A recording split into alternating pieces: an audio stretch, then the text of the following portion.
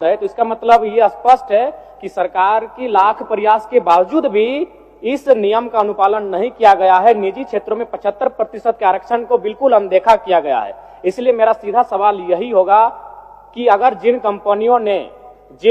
निजी कंपनियों ने आपके इस नियम का अनुपालन नहीं किया, क्या आप उस पर कार्रवाई करने का पक्ष रखते हैं? और माननीय सदस्य जयराम मातो जी ने यहाँ के राज्य के हित के लिए बात कर रहा है महोदय, और जो पिछली बातें इन्होंने कह रही महोदय, इसको हम जांच करा लेते हैं महोदय। अगर इस तरह की कोई गड़बड़ी होगा, जिस पदाधिकारी ने इस तरह से किया होगा, गलत रिपोर्ट दिया होगा, तो उस पर कार्रवाई होगा। ठीक, हम आप उसकर बैठ ही जाएंगे, हम सवाल नहीं करेंगे। कुछ भी साफ साफ नहीं अध्यक्ष महोदय। माननीय मंत्री, 2 मंत्री खड़े होकर हमें संतुष्ट नहीं कर पा रहे। हाईकोर्ट ने ठीक है दिसंबर महीने में रोक लगाया है, हम मान रहे हैं दिसंबर महीने में हाईकोर्ट ने रोक लगाया है, लेकिन आप जो डेटा दे रहे हो 2022 से लेकर 2024 तक का दे रहे हैं, और उस डेटा के अनुसार आप मान रहे हैं अध्यक्ष महोदय, उस डेटा के अनुसार ये मान रहे हैं कि 53,000 ही झारखंडी वर्कर हैं, 2 लाख गैर झारखंडी हैं। तो कैसे हम अपने आप को संतुष्ट कर पाएंगे? ना हम संतुष्ट हो पा रहे हैं, ना आज इस शस्त्र को घरों में बैठकर जो झारखंडी देख रहे हैं वो युवा संतुष्ट हो पाएंगे। आप खुद मान रहे हैं, आप कह रहे हैं कि आपके पेरोल में 2,46,000 वर्कर नामित हैं, जिसे मात्र 53,000 झारखंडी है। तो हम कैसे संतुष्ट हो पाएंगे?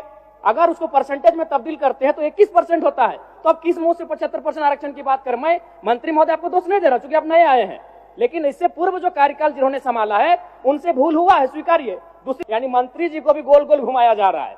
5 दिन पहले मेरा यही प्रश्न आया था, 7,473 नियोजक थे, और आज मेरा प्रश्न जब दोबारा आया है तो 7,470 नियोजक हो चुके हैं। मंत्री जी को खुद गोल गोल घुमाया जा रहा है। ये इस राज्य की दुर्दशा है। हम कुछ नहीं बोलेंगे। माननीय सदस्य जयराम कुमार महतो, पूछिए। धन्यवाद अध्यक्ष महोदय।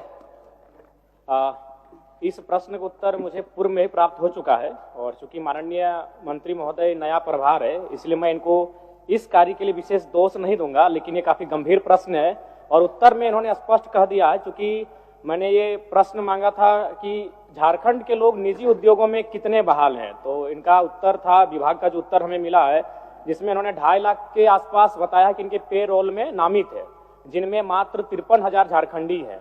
और उसके बाद अध्यक्ष महोदय, सरकार का उत्तर है कि माननीय उच्च न्यायालय ने इस पर रोक लगा दिया है। ठीक है, हम भी मानते हैं माननीय उच्च न्यायालय ने रोक लगाया है दिसंबर के महीने में।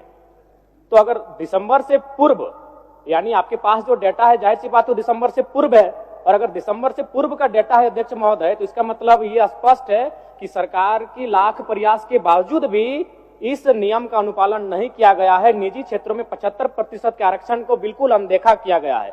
इसलिए मेरा सीधा सवाल यही होगा कि अगर जिन निजी कंपनियों ने आपके इस नियम का अनुपालन नहीं किया, क्या आप उस पर कार्रवाई करने का पक्ष रखते हैं? माननीय मंत्री जी। अध्यक्ष महोदय, चूंकि उच्च न्यायालय ने इस पे रोक लगा दिया गया है, और जो माननीय विधायक जयराम मातो जी का सवाल है, सवाल वाकई में लाजमी है महोदय कि इन्होंने पूर्व की बात किया है। तो महोदय हम जांच करा लेते हैं, अगर इस तरह की कोई बात उसमें आती है महोदय, और माननीय विधायक जी को भी हम सूचना दे देंगे, तो अगर किसी प्रकार की कोई गड़बड़ी होगा महोदय तो उस पर हम कार्रवाई करेंगे महोदय। अध्यक्ष महोदय, मेरा दूसरा पूरक है जो कि महत्वपूर्ण है। माननीय उच्च न्यायालय में चल रहे इस मामले में सरकार की तैयारी क्या है? कहीं ऐसा ना हो, 2002 में भी स्थानीय नीति हम लेकर आए थे, उच्च न्यायालय में रोक लगी और सरकार ने से उसके ऊपर के सदन में चुनौती नहीं दिया, जिसका परिणाम आज 25 साल के बाद भी झारखंड का आम जनमानस भुगत रहा है। तो मान के चलिए अगर नकारात्मक निर्णय आता है, उच्च न्यायालय की बात हो रही है इस नियोजन नीति में, अगर मान के चलिए हमारा नकारात्मक उत्तर आता है उच्च न्यायालय के द्वारा, तो उस समय सरकार की तैयारी क्या है और सरकार की कार्य योजना क्या है? सरकार किस प्रकार इस गंभीर विषय से निपटेगी? मैं ये सरकार के माननीय मंत्री से जानना चाहता हूँ। माननीय मंत्री जी। अध्यक्ष महोदय, जब तक न्यायालय से कोई आदेश नहीं आता है महोदय, तब तक हम उस पर कोई निर्णय नहीं ले सकते महोदय। और जब उच्च न्यायालय से आदेश आ जाएगा महोदय, उसको देख लेंगे, फिर राजहित में जो निर्णय होगा महोदय हम लोग करेंगे। अध्यक्ष महोदय, मेरा सीधा पूरक रहेगा माननीय मंत्री जी से, क्या आउटसोर्सिंग कंपनियां जैसे जो पारा मेडिकल स्टाफ की बहाली लेती हैं या फिर पारा टीचिंग स्टाफ की बहाली लेती हैं या फिर अन्य सेक्टरों में जो आउटसोर्सिंग एजेंसियां स्टाफ की बहाली लेती हैं, क्या आप उन्हें निजी कंपनी मानते हैं? ऑब्जेक्टिव टू ऑब्जेक्टिव उत्तर दीजिए। अध्यक्ष महोदय, हमने साफ शब्दों में कहा महोदय कि जब तक उच्च न्यायालय से कोई आदेश पारित नहीं हो जाता महोदय, हम कुछ भी बोलने से जो है इनकार रहते हैं महोदय, क्योंकि ये मामला अभी न्यायालय में चल रहा है। जो बातें जयराम मातो जी ने कह रहे हैं, ये गंभीर सवाल है महोदय, लेकिन मामला तो उच्च न्यायालय में है। अब किस तरह का आदेश पारित होता है उसके बाद ही ना महोदय हम कोई बात बता सकते हैं। महोदय, इसमें उच्च न्यायालय का तो विषय नहीं होना चाहिए। हम बस इतना पूछे कि जो आउटसोर्सिंग एजेंसियां हैं, क्या वो निजी कंपनी के, आपका जो निजी कंपनी का प्रोटोकॉल है उसके दायरे में वो आउटसोर्सिंग एजेंसियां आती है कि नहीं है? इसमें बस मेरा यही सवाल है कि एजेंसियां जो बहाली ले रही हैं वो निजी कंपनी है या नहीं है? एक मिनट। मंत्री जी के सहयोग के लिए कि वह जो नियम है अध्यक्ष महोदय, उसमें यह प्रावधानित है कि 3 वर्ष तक 75% एडजस्टमेंट करना है।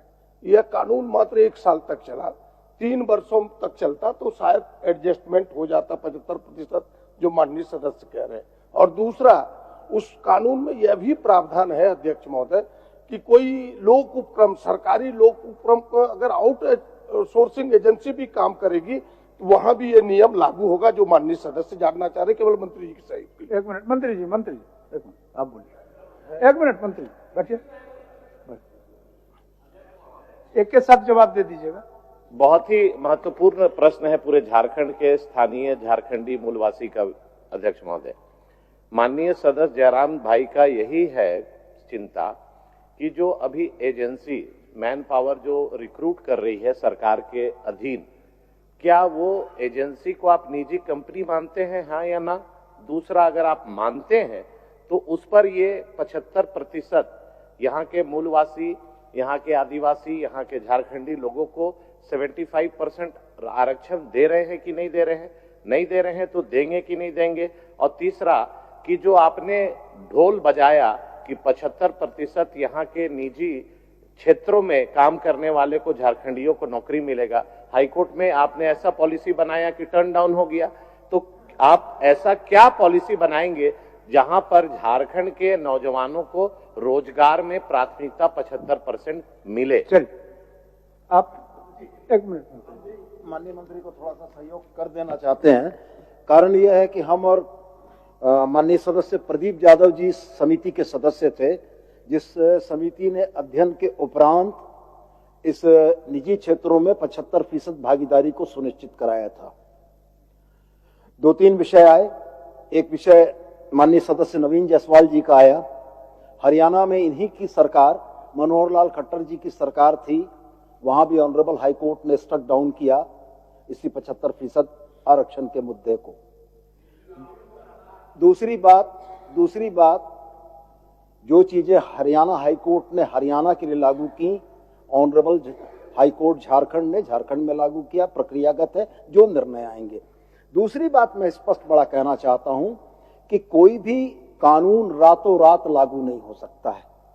एजेंसीज जो यहां पर आउटसोर्सिंग का काम कर रही थी, उनको इसके रेगुलेशन के लिए, नियमितीकरण के लिए हम लोगों ने 3 वर्ष का एक विंडो दिया था कि जो बाहर के कर्मियों को आपने कार्यरत कर रखा है, उनको रिप्लेस करते हुए 40,000 रुपया से नीचे वेतन या भत्ता पाने वाले लोगों में आप झारखंडियों को नियुक्त करेंगे। तो सवाल यह है कि ऑनरेबल हाईकोर्ट के आदेश से पहले कंपनियां इसका अनुपालन कर रही थी और इसको हम लोग अपनी इन्फोर्समेंट एजेंसीज के माध्यम से अनुपालन करा रहे थे। माननीय उच्च न्यायालय का न्यायाधीश जब इन बातों को अभी रोकता है तो आउटसोर्सिंग कंपनी में भी इन चीजों को लागू कर पाना संभव नहीं है, क्योंकि यह न्यायाधीश का उल्लंघन होगा। और जहां तक रह गया सवाल आउटसोर्सिंग कंपनियों के निजी होने का और नहीं होने का, तो वास्तव में वो तो निजी कंपनियां हैं ही, लेकिन यह कानून उन पर इसलिए प्रभावी नहीं है कि न्यायाधीश ने हमारे हाथ बांध रखे हैं। मान्यवर। माननीय मंत्री जी, माननीय सदस्य प्रश्नकर्ता का एक ही सवाल है आपसे। प्रश्नकर्ता चाह रहे हैं जो निजी कंपनी अपना आहर्ता को, निजी कंपनी होने का जो आहर्ता है उसको रखता है या नहीं, यही ना जयराम जी? ठीक, बोलिए। अध्यक्ष महोदय, आउटसोर्सिंग एजेंसी निजी कंपनी मानती है महोदय, और जो बातें 75% का है महोदय, साफ शब्दों में माननीय सदस्य सोनू जी ने, प्रदीप जी ने, नवीन जी ने क्लियर कर दिया महोदय। और इस चीजों को जैसे भी हाईकोर्ट का आदेश आता है महोदय, अब क्या आदेश आता है उसके बावजूद हम लोग निर्णय लेंगे महोदय। ठीक ठीक। लास्ट हम आप उसके बाद बैठ ही जाएंगे, हम सवाल नहीं करेंगे। कुछ भी साफ साफ नहीं अध्यक्ष महोदय। माननीय मंत्री, 2 मंत्री खड़े होकर हमें संतुष्ट नहीं कर पा रहे। हाईकोर्ट ने ठीक है दिसंबर महीने में रोक लगाया है, हम मान रहे हैं दिसंबर महीने में हाईकोर्ट ने रोक लगाया है, लेकिन आप जो डेटा दे रहे हो 2022 से लेकर 2024 तक का दे रहे हैं, और उस डेटा के अनुसार आप मान रहे हैं अध्यक्ष महोदय, उस डेटा के अनुसार ये मान रहे हैं कि 53,000 ही झारखंडी वर्कर हैं, 2 लाख गैर झारखंडी हैं। तो कैसे हम अपने आप को संतुष्ट कर पाएंगे? ना हम संतुष्ट हो पा रहे हैं, ना आज इस सत्र को घरों में बैठकर जो झारखंडी देख रहे हैं वो युवा संतुष्ट हो पाएंगे। आप खुद मान रहे हैं, आप कह रहे हैं कि आपके पेरोल में 2,46,000 वर्कर नामित हैं, जिसे मात्र 53,000 झारखंडी है। तो हम कैसे संतुष्ट हो पाएंगे? अगर उसको परसेंटेज में तब्दील करते हैं तो 21% होता है। तो अब किस मुंह से 75% आरक्षण की बात करें? मैं मंत्री महोदय आपको दोष नहीं दे रहा, क्योंकि आप नए आए हैं, लेकिन इससे पूर्व जो कार्यकाल जिन्होंने संभाला है उनसे भूल हुआ है, स्वीकारिए। दूसरी बात, जो हम बैठ रहे हैं, अब हम कुछ भी बहस नहीं करने जा रहे, राज्य की जनता सुन रही है। मंत्री महोदय, ये प्रश्न 2 बार आ चुका है। जब पहली बार ये प्रश्न आपके पास गया तो आपके विभाग का उत्तर आया था कि 7,473 नियोजक निबंधित है, और दूसरी बार 7,470, 3 नियोजक कम हो गए अध्यक्ष महोदय। यानी मंत्री जी को भी गोल गोल घुमाया जा रहा है। 5 दिन पहले मेरा यही प्रश्न आया था, 7,473 नियोजक थे, और आज मेरा प्रश्न जब दोबारा आया है तो 7,470 नियोजक हो चुके हैं। मंत्री जी को खुद गोल गोल घुमाया जा रहा है। ये इस राज्य की दुर्दशा है। हम कुछ नहीं बोलेंगे अध्यक्ष महोदय। मान्य सदस्य, आपको सदन की आसन की ओर से सूचना दे दें, ये विषय पहले भी आया था। आज पहले आने के क्रम में ही सरकार निर्णय लिया और सदन के तरफ से एक समिति का गठन हुआ था, जिसमें माननीय प्रदीप जी, सोनू जी और शायद इस पक्ष के आप थे, शायद नलिन बाबू थे, उनके अध्यक्षता में समिति हुई थी। समिति के रिपोर्ट आने में कुछ समय का व्यय हुआ, विलंब हुआ। उसके बाद सरकार सचेत हुए, और सरकार सचेत होने के बाद आपने जिस सवाल को आज सदन के अंदर में उठा रहा है उस पर सतर्क हो ही रहे थे। इस बीच न्यायालय का भी हस्तक्षेप हो गया, तो सही बात है, इसको दिखवा लीजिए। चलिए बोलिए। अध्यक्ष महोदय, चूंकि राजहित में और राज्य के प्रति हम लोग सारे लोग चिंतित हैं महोदय, और माननीय सदस्य जयराम मातो जी ने यहाँ के राज्य के हित के लिए बात कर रहा है महोदय, और जो पिछली बातें इन्होंने कह रही महोदय, इसको हम जांच करा लेते हैं महोदय। अगर इस तरह की कोई गड़बड़ी होगा, जिस पदाधिकारी ने इस तरह से किया होगा, गलत रिपोर्ट दिया होगा, तो उस पर कार्रवाई होगा। ठीक, प्रदीप यादव।